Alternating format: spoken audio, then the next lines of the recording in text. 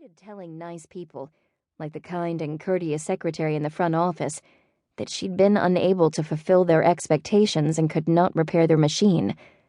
Smoothing her uniform shirt, Cooper snapped her toolbox closed and stood. She patted the lid of the copier. "You've given them your best. Time for you to retire to the greener pastures of the recycling facility."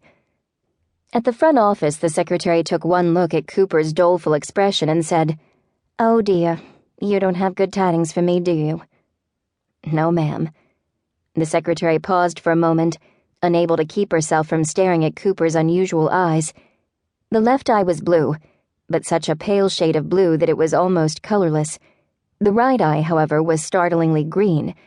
It called to mind a meadow of sun-dappled spring grass. "Oh my."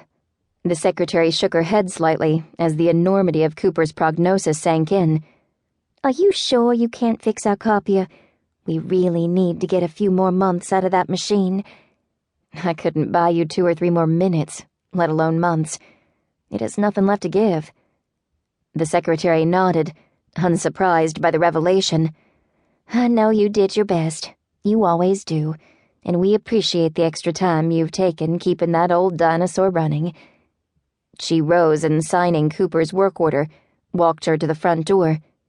"It's going to take more than a bake sale to raise funds for a new copier." The secretary's expression was bleak. "And with school starting in 2 weeks, I don't know what we're gonna do." She wrung her hands anxiously. "The way I see it, you have 2 choices. You can soak a mess of cakes in a barrel of rum and hope that the folks who show up for the bake sale will write checks with a whole lot of zeros." Cooper smiled wryly. "Or you could lease one of our machines until you raise the money for a new one." The secretary brightened. "A lease?" She paused to consider the idea. "I'm fond of the rum cake plan, too, but a lease just might get us through the crisis. Thank you, Miss Lee. You're an angel. Please call me with the rates as soon as you're able. We need a copier in here as of yesterday." Then her face grew solemn and she lowered her voice. "And you'll take away the old one for us?"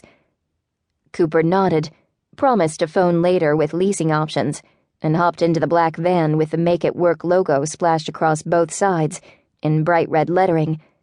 As she drove back to the office, she remembered that the new employee Mr. Farmer hired to handle the document shredding side of the business would be starting work today.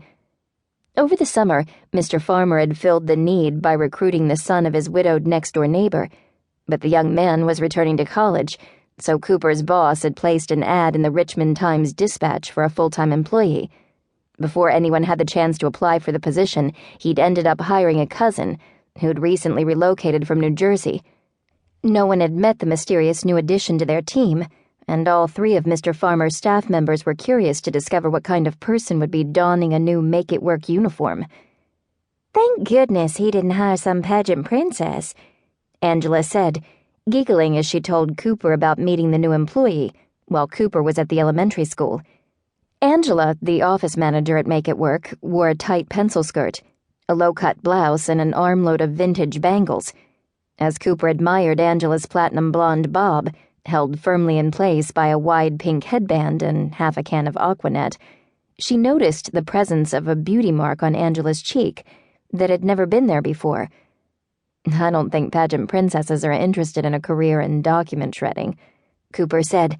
Tapping her own cheek with her index finger, she said, "You're really channeling Marilyn Monroe today, aren't you?"